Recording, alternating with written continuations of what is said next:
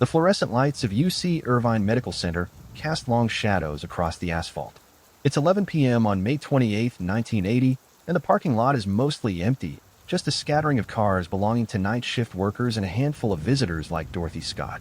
Inside, Conrad Bostrand shifts uncomfortably against the entrance wall, prescription bag in hand. The Black Widow spider bite still throbs, despite the treatment. His coworker Pam Head stands beside him, both scanning the darkness for headlights. Dorothy went to get her car 5 minutes ago. Maybe 10. It should only take a moment. Then they see it. High beams, blinding white light slicing through the darkness. Dorothy's Toyota station wagon, but something's wrong. It's not slowing down, it's accelerating, barreling toward them like a missile. Conrad and Pam wave their arms frantically. The car swerves at the last possible second, missing them by inches.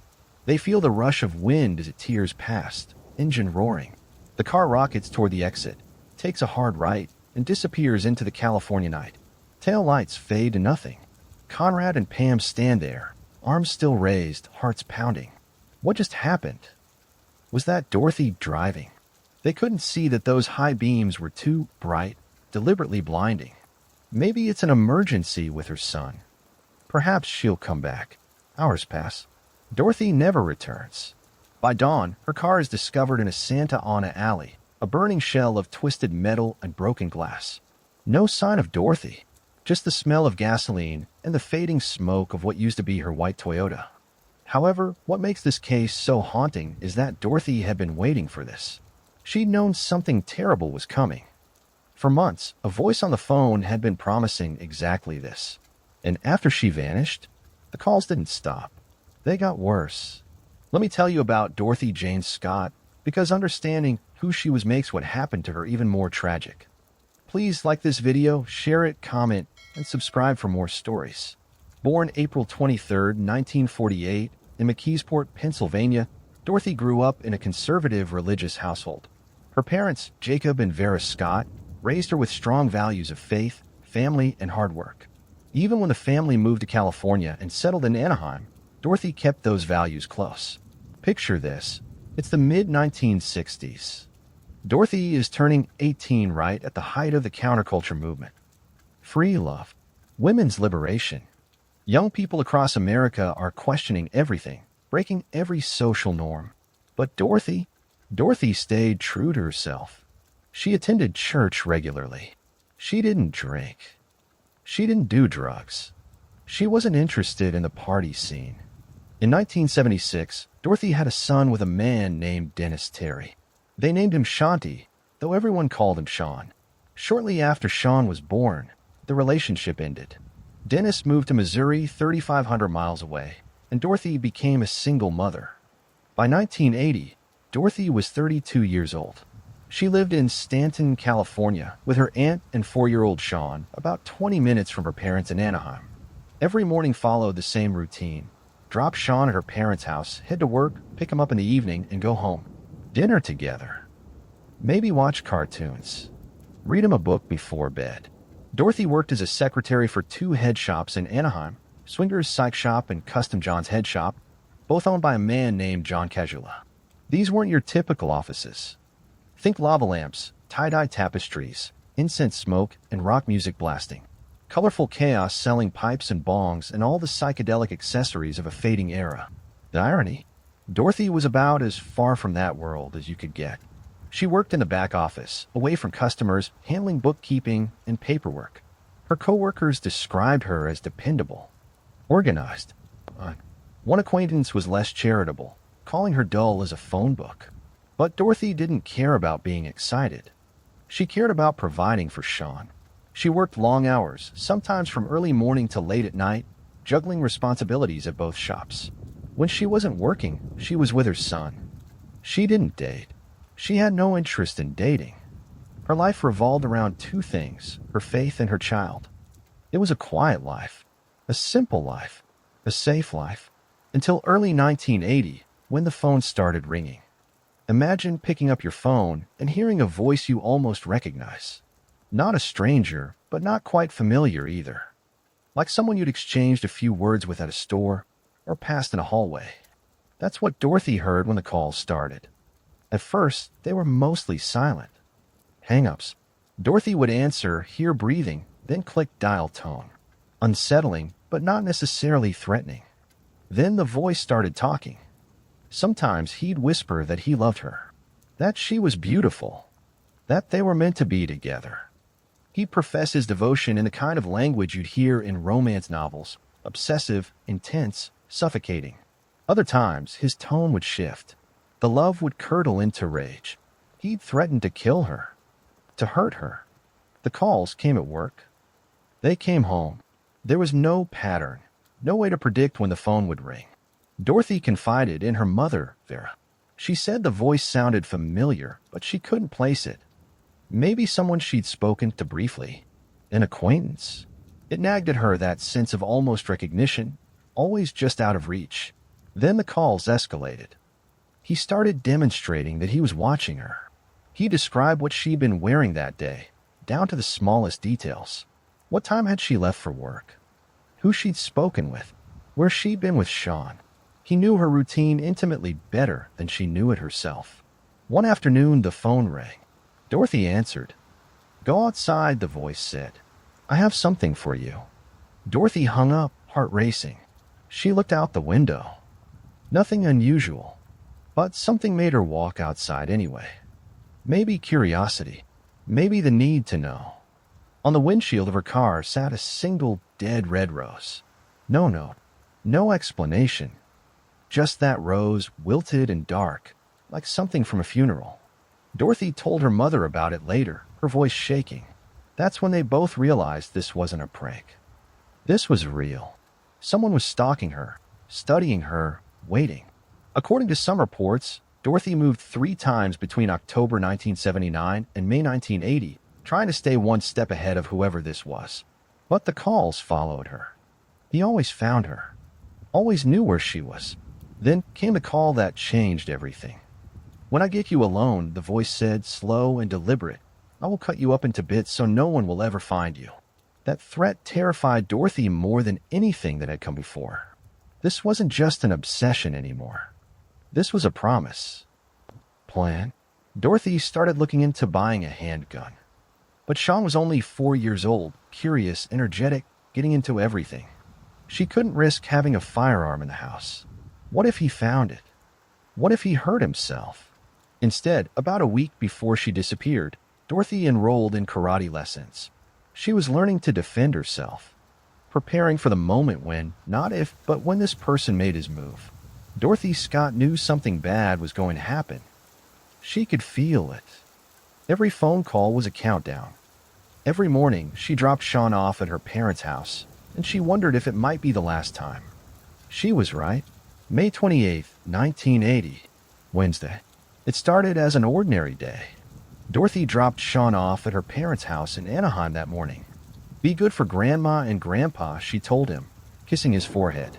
He was 4 years old enough to miss her when she was at work, but young enough to believe she'd always come home. The day passed normally. Paperwork. Phone calls. The usual chaos of running a back office for 2 busy shops. At 9 p.m., there was a staff meeting at Swinger's Psych Shop. These meetings were routine, discussing inventory, schedules, and any issues that needed addressing. During the meeting, Dorothy noticed something was wrong with Conrad Bostran. He looked pale, sweating. He kept shifting in his seat, clearly uncomfortable. When Dorothy asked if he was okay, Conrad showed her his arm swollen to nearly twice its normal size, with an angry red mark spreading across his skin. "I think I got bit by something," he said. Dorothy didn't hesitate. "We need to get you to the hospital." "No." Conrad tried to brush it off, but Dorothy was insistent. Another coworker, 18-year-old Pam Head, agreed to come along. The 3 of them headed out to Dorothy's white 1973 Toyota station wagon. On the way to UC Irvine Medical Center, Dorothy made a quick stop at her parents' house. She wanted to check on Sean, let them know what was happening. While she was there, her mother suggested she change her scarf. She'd been wearing a gray or black one, but Vera thought the red one would look better. Dorothy switched scarves. Such a small detail. At the time, it seemed meaningless. Later, it would become evidence that the killer had been watching even then. They arrived at the hospital around 9:30 p.m. Medical staff took one look at Conrad and immediately knew of the Black Widow's spider bite. One of the most dangerous bites possible. The venom can cause severe muscle pain, nausea, and difficulty breathing. In children or the elderly, it can be fatal. Conrad was admitted for treatment. Dorothy and Pam settled into the waiting area with magazines, making small talk, killing time. The hospital at night has a particular quality: fluorescent lights, hushed conversations, and the occasional beep of medical equipment. Time moves strangely. According to Pam, Dorothy never left her side except for brief bathroom breaks. They sat together for hours, waiting for Conrad to be discharged. Around 11 p.m., Conrad finally emerged with his prescription. He still looked rough, pale, and unsteady on his feet. Dorothy made a decision. "I'll get the car and bring it around front," she said. "No need for you to walk all the way to the parking lot." It made sense. Conrad was in no shape to walk far. Dorothy would just be a few minutes. First, she stopped at the women's restroom. Then she walked out into the parking lot. That was the last time anyone saw Dorothy Scott alive. Please like this video, share it, comment, and subscribe for more stories. Conrad and Pam collected Conrad's prescription from the hospital pharmacy and made their way to the entrance. They stood there, waiting, watching for Dorothy's headlights. 5 minutes. 10 minutes. 15. "Maybe she's having trouble with a car," Pam suggested. They decided to walk out to where Dorothy had parked. As they moved through the parking lot, headlights suddenly appeared blinding and white-hot, aimed right at them. Dorothy's Toyota station wagon was charging toward them at full speed. High beams blazing. They couldn't see who was behind the wheel. The light was too bright, too deliberate. Conrad and Pam waved their arms, shouting and trying to get Dorothy's attention. The car didn't slow down. It swerved around them at the last second, close enough that they felt the rush of air. The engine roared as it accelerated toward the exit. Hard right turn out of the parking lot. Then gone. Conrad and Pam stood there in shock. What had just happened? Was that Dorothy driving? Why would she speed past like that? "Maybe something's wrong with Sean," Conrad said. "Maybe she had to rush home." It was the only explanation that made sense. An emergency. She'd come back for them once she took care of whatever it was. They waited. 2 hours. Dorothy never came back. They called Dorothy's parents around 1:30 a.m. Jacob and Vera hadn't heard from her. No emergency with Sean. He was asleep upstairs. That's when Conrad and Pam called UCI police to report Dorothy missing. The officers weren't particularly concerned. Dorothy was an adult. Adults have the right to disappear if they want to. She'd probably show up soon with an explanation. At approximately 4:30 a.m. on May 29th, a resident of Santa Ana called police to report smoke in an alley on South Townsend Street about 10 miles from the hospital. Dorothy's white Toyota station wagon was engulfed in flames. Sergeant Bob Taft, who would later become the cold case investigator on Dorothy's case, said it was clear whoever abandoned the car had been in a hurry. The driver's side door was still open. The headlights were still on. A gas canister was found and the trunk accelerant had been poured throughout the interior, though the exterior remained mostly intact. The fire department put out the blaze. Investigators searched the area. No sign of Dorothy. No sign of anyone else. In the space where Dorothy's car had been parked at the hospital, police found a pack of Marlboro cigarettes and a box of tissues on the ground. Dorothy didn't smoke. Those items likely belonged to whoever took her. Search parties scoured the area over the following days. Nothing. Dorothy had simply vanished. Jacob and Vera Scott were devastated. The police told them not to go to the media publicity could interfere with the investigation. They waited a week. No progress. No leads. Frustrated and desperate, Jacob contacted the Santa Ana Register. The newspaper agreed to run a story about Dorothy's disappearance. Before the story even hit newsstands, the phone rang at the Scott household. Vera Scott was alone when she answered. About a week after Dorothy vanished, maybe less. "Are you related to Dorothy Scott?" A man's voice asked. Gruff, disguised. "Yes," Vera said, her heart suddenly pounding. "I've got her." Click. Dial tone. Vera immediately called the police. They began setting up equipment to record and trace any future calls. But they warned the Scotts, these things take time. The caller might not stay on the line long enough to trace. On June 12, 1980, the Santa Ana Register published their story about Dorothy's disappearance. That same morning, the newspaper's managing editor, Pat Riley, received a call. "I killed her," the man said. "I killed Dorothy Scott. She was my love. I caught her cheating with another man. She denied having someone else. I killed her." Then he proved he was telling the truth. He knew about Conrad's Black Widow spider bite, a detail that hadn't been published. He knew Dorothy had changed from a black scarf to a red one before going to the hospital, another detail the police had kept secret. He claimed Dorothy had called him from the hospital that night. That last claim troubled investigators. Pam insisted Dorothy had been with her the entire time, never making any phone calls. But they had separated briefly for bathroom breaks. It was possible. The phone records, curiously, were apparently never checked. The most disturbing claim? That Dorothy had been cheating on him. That she'd had another man. Dorothy's family and friends were adamant. Dorothy didn't date. She had no boyfriend. No romantic interests. She was focused entirely on work and raising Sean. When would she even have time for a relationship? But stalkers don't live in reality. They create entire fantasy relationships in their minds. Casual encounters become profound connections. A smile from across a room becomes evidence of love. And when reality doesn't match the fantasy, stalkers react with violence. This caller had built an entire delusion around Dorothy. In his mind, they were together.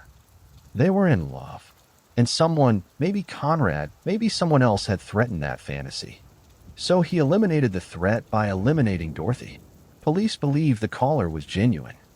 They believed he was Dorothy's killer. And the calls were just beginning. Every Wednesday afternoon, like clockwork, the phone would ring at the Scott household. Vera learned to dread Wednesdays. Jacob would be at work. She'd be home alone. And the phone would ring. "Is Dorothy there? Where is Dorothy? I've got her. I killed her." Always variations on the same theme. Sometimes the voice would be calm, almost conversational. Other times, it would be mocking, cruel. The tone changed, but the message remained the same. He had taken their daughter, and there was nothing they could do about it. Police set up recording equipment. They traced the calls, but the caller was careful, disciplined. He never stayed on the line long enough for the trace to complete. He knew exactly what he was doing. The calls went on for 4 years. 4 years of psychological warfare. Every Wednesday, Vera would steel herself for that moment when the phone would ring. Every Wednesday, she'd answer, hoping this time he'd slip up. This time, he'd reveal something useful. He never did. Then, in April 1984, something changed. The phone rang later than usual evening instead of the afternoon. Jacob was home. When he answered the phone, the caller immediately hung up. After that, the calls stopped. 4 months, silence. Why? The most likely explanation: the caller was afraid Jacob would recognize his voice, which suggests Dorothy's killer was someone her father knew. Someone who had spoken to Jacob before. Someone close enough to the family that his voice would be recognizable. But who? August 6, 1984. Construction worker Jesse Loza and his crew were laying telephone lines in northeast Anaheim, off Santa Ana Canyon Road. The area was remote scrub brush, sandy soil, the kind of place where people didn't go unless they had a reason. Loza joked with his crew as they dug. "Watch out for dead bodies," he said, laughing. Then he hit something. Bones. Dog skeleton. He kept digging. Beneath the dog, human remains. Partial skeleton. Complete skull. 2 femurs. Pelvis. 1 arm. The bones were bleached white from years under the desert sun. Some were charred not from the cause of death, investigators would later determine, but from a brush fire that had swept through the area in fall 1982. With the remains, a turquoise ring, and a watch. The watch had stopped at 12:30 a.m. on May 29, 1980, roughly 1 hour after Conrad and Pam had watched Dorothy's car speed away from the hospital. Vera Scott was shown a photograph of the turquoise ring. She recognized it immediately as Dorothy's. On August 14th, dental records confirmed what the family already knew. The remains belonged to Dorothy Jane Scott. An autopsy was conducted, but due to severe decomposition and the fact that many bones were missing or scattered by animals, the medical examiner couldn't determine the cause of death. Was she shot? Strangled? Beaten? The desert had kept its secrets. 2 days after Dorothy's identification was announced publicly, the phone rang at the Scott household. Is Dorothy there? Then nothing. The calls stopped completely. On August 22nd, Dorothy was laid to rest in Forest Lawn Memorial Park. At her funeral, those who knew her spoke about her kindness, her generosity, and her devotion to Sean. She just gave and gave and gave, one mourner said, no matter what it cost her. It cost her everything. So who killed Dorothy Jane Scott? 45 years later, nobody knows for certain. But there are theories. Suspects. Shadows that might be guilty. Dennis Terry Sean's father. The obvious first suspect. He was in Missouri at the time, 3,500 miles away with receipts, witnesses, and an airtight alibi. He even called the Scott household from Missouri the day of Dorothy's disappearance to check on Sean. The police eliminated him immediately. John Kajula, the owner of both shops where Dorothy worked. He knew her schedule intimately. He knew her phone numbers, what she wore to work, and her daily routine. But wouldn't Dorothy have recognized his voice, even disguised? And here's an intriguing detail. Some reports suggest the land where Dorothy's remains were found was owned by Kajula. What killer would bury a body on his own property? It seems almost too obvious. Or maybe that's the point, hide something in plain sight because it's too obvious to suspect. The Golden State Killer. For a brief moment, internet sleuths wondered if the Golden State Killer might be connected. After all, he called victims before crimes, stalked them, and moved to Southern California in 1979, just months before Dorothy's murder. But the profile doesn't match. The Golden State Killer never professed love for victims. His crimes were about power and control, not obsession. And he operated in victims' homes, not public parking lots. Dorothy's murder was too personal, too specifically targeted. Mike Butler, this is the suspect Dorothy's son, Sean, believes killed his mother. Let me tell you about Mike Butler. Mike was an Army brat. His father was an Army captain, his mother a New Zealand war bride. He graduated from Fullerton Union High School in the early 1960s and went on to California State University to study English. Good athlete, voted MVP for cross-country track. At 20, he was drafted into the U.S. Army and assigned to Hohenfels, Germany in 1967. He became a writer and frequently published in Stars and Stripes, the military newspaper. He served as the base commander's public information and media officer. He was also a photographer. After his military service, Mike became a roadie for rock bands. He worked with the Beach Boys, worked with his sister's band. His sister, an accomplished musician, worked at Swinger's Psych Shop, the same shop where Dorothy worked. Mike himself worked at a machine shop directly across the street from Dorothy's workplace. Close enough to see her coming and going. Close enough to know her schedule, what she wore each day. Close enough to drop by occasionally, exchange a few words. Just enough interaction to make his voice sound familiar, but not familiar enough for Dorothy to identify him. According to those who knew him, Mike was deeply religious but drawn to alternative beliefs. There were rumors of cult involvement. That might explain the dog bones found with Dorothy's remains. Some kind of ritual? A sacrifice? Friends of Dorothy's told Sean that Mike had been obsessed with his mother. Law enforcement was aware of Mike Butler. They looked into him, but they never had enough evidence to arrest or charge him. When investigators interviewed Mike after Dorothy's disappearance, he told them he wanted to marry her. Think about that. A woman is missing, probably dead, and you're telling the police you wanted to marry her. It's either the statement of an innocent man expressing regret or something darker, a stalker unable to separate fantasy from reality, even when speaking to the police. Sergeant Taft expressed interest in questioning Mike Butler again years later, but that was impossible. In June 2014, Mike Butler died from health complications. He was never charged, never arrested, never questioned under oath. If he killed Dorothy Scott, he took that truth to his grave. This case is full of questions that may never be answered. Let's walk through them. How did the abductor get Dorothy from the parking lot? Was he waiting for her? Did he follow her from the hospital? If he followed, Where was his car? The parking lot wasn't huge, someone would have noticed another vehicle. Unless there was a second person involved. Some reports mention another car leaving the hospital in the same direction as Dorothy's, but that detail was never pursued. Who was driving Dorothy's car past Conrad and Pam? This is crucial. Was Dorothy behind the wheel with a gun to her head? That would explain why the car didn't stop. Was she being forced to drive past them? Or was the killer already driving, Dorothy already gone? Pam later admitted she wasn't even certain it was Dorothy's car. The high beams were so bright, so deliberately blinding. She assumed it was Dorothy's Toyota, but she didn't see the license plate. Did Dorothy call someone from the hospital? The killer claimed she did. Pam said no. But they separated for bathroom breaks. Phone records were apparently never checked. These maddening phone records could have confirmed or disproven the killer's claim, potentially identified a suspect. Why weren't they checked? Why did the calls stop when Jacob answered? This suggests the caller was afraid Jacob would recognize his voice, which means the killer was someone Jacob knew. Someone who had spoken to him before. An employee? A friend? Someone from church? The circle of people who fit that profile is finite. Where was Dorothy's body for 4 years? The location where she was found probably wasn't where she was originally buried. Heavy rains and animals had clearly moved the bones, which were scattered, incomplete. So where was she initially? Somewhere more secure. Somewhere the killer felt safe leaving her? What about those dog bones? Was it Dorothy's dog? Someone else's? Pure coincidence? Or was it part of something ritualistic? If Mike Butler was involved in cult activity, as rumored, the dog might have been a sacrifice.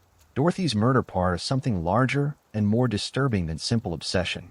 Most importantly, how did she die? The medical examiner couldn't determine the cause of death. Too much decomposition.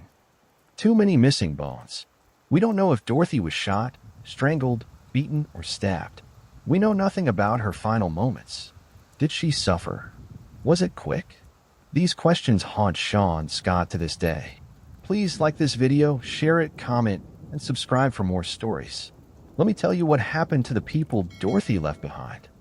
Jacob Scott, Dorothy's father, died on April 23, 1994. Dorothy's birthday. He was 69 years old. For 14 years, he lived with questions that had no answers. He died not knowing what happened to his daughter. Vera Scott died on December 17, 2002. She was 74. 22 years of wondering. 22 years of hoping for justice. She never got it. In Jewish tradition, you need a body for a proper funeral. For years, Jacob and Vera couldn't even give their daughter that final dignity. When Dorothy's remains were finally found in 1984, they could at least lay her to rest. But the questions remained. The pain remained. Sean was 4 years old when his mother disappeared. He's grown now with a family of his own. He helps with his mother's case. However, he can preserving her memory, pushing for answers. But he barely remembers her. He was too young. Everything he knows about Dorothy comes from other people's stories, photographs, and secondhand memories of a woman he should have grown up with. Imagine that. Imagine having your mother taken when you're 4, before you're old enough to truly know her. Imagine spending your entire life wondering what happened, knowing someone out there has answers they'll never give. This is what stalking does. It doesn't just destroy the victim. It destroys families. It leaves behind shadows and questions that never fade. In 1980, when Dorothy was being stalked, there were no anti-stalking laws in the United States. Think about that. Someone could follow you, call you repeatedly, threaten you, leave dead roses on your car, and law enforcement had no legal framework to intervene until actual violence occurred. Dorothy's fear was real, but she had nowhere to turn. Police couldn't arrest someone for making phone calls, no matter how threatening. There were no restraining orders for stalking. No criminal penalties. Victims were on their own. That changed on July 18, 1989, when actress Rebecca Schaeffer answered her door in West Hollywood and found herself face-to-face with Robert John Bardo, a 19-year-old obsessed fan who had been stalking her for 3 years. Bardo shot Rebecca once in the chest. She was 21 years old, a rising star with her whole life ahead of her. She died in her doorway. Rebecca's murder shocked Hollywood and the nation. It also revealed how easy it was for stalkers to find their victims. Bardo had hired a private investigator who obtained Rebecca's home address through the California DMV for less than $5. Anyone could do it. All you needed was a name and a few bucks. In 1990, California passed the nation's first anti-stalking law, making it a felony to follow or harass someone with the intent to cause fear. Within 3 years, 30 states had passed similar laws. Today, all 50 states have anti-stalking legislation. In 1994, the Driver's Privacy Protection Act was enacted, preventing the DMV from releasing private addresses without consent. That same year, Congress passed the first federal stalking law. These changes came too late for Dorothy Scott, too late for Rebecca Schaefer, too late for the countless others who died because society didn't take stalking seriously. But they're here now. If you're being stalked, resources exist. The National Center for Victims of Crime runs a stalking resource center. The National Domestic Violence Hotline provides support. Law enforcement takes stalking seriously now in ways they didn't in 1980. Dorothy Scott's case is a reminder. Stalking isn't just phone calls. It's terrorism. It's a slow death by fear. And it often escalates to violence. In 2019, there were unconfirmed reports that investigators had identified a suspect based on DNA evidence found on a cigarette butt near where Dorothy's remains were discovered. The identity of this suspect has never been publicly revealed. It's unclear if there's enough evidence to bring charges. Sergeant Bob Taft, the cold case investigator assigned to Dorothy's case, has said he believes the case can still be solved. New DNA technology. New investigative techniques. Someone out there knows what happened that night. Someone knows who made those calls. Maybe it's someone reading this right now. Maybe it's someone who's kept quiet for 45 years, carrying the weight of that secret. Maybe it's someone who heard Mike Butler say something suspicious, saw something strange, noticed something that didn't add up. If you have any information about the murder of Dorothy Jane Scott, please contact the Anaheim Police Department or the Orange County Crime Stoppers. Tips can be submitted anonymously. Dorothy's case remains open, active, waiting for that one piece of information that could finally bring answers. Dorothy Jane Scott was 32 years old when she disappeared. A single mother who worked 2 jobs to provide for her son. A devout Christian who preferred quiet nights at home to parties and crowds. A kind person who, on the night she vanished, insisted on driving a sick coworker to the hospital, even though it meant a late night and disrupting her routine. For months, she'd been terrorized by phone calls from someone obsessed with her. She felt unsafe everywhere at home, at work, and walking from her car to any building. She knew something bad was going to happen. She took karate lessons trying to prepare herself. On May 28, 1980, she went to get her car from a hospital parking lot so her coworker wouldn't have to walk. An act of compassion. An act of kindness. She never came back. For 4 years, her killer tormented her parents with weekly phone calls. Psychological torture. When Dorothy's remains were finally discovered in the desert, the medical examiner couldn't even determine how she died. Jacob Scott died on his daughter's birthday, never getting answers. Vera Scott died without closure, unable to properly bury her daughter for years. Sean grew up without his mother, robbed of memories he should have had. This is what evil looks like. Not a monster with fangs. Not a stranger in the shadows. Just a voice on the phone.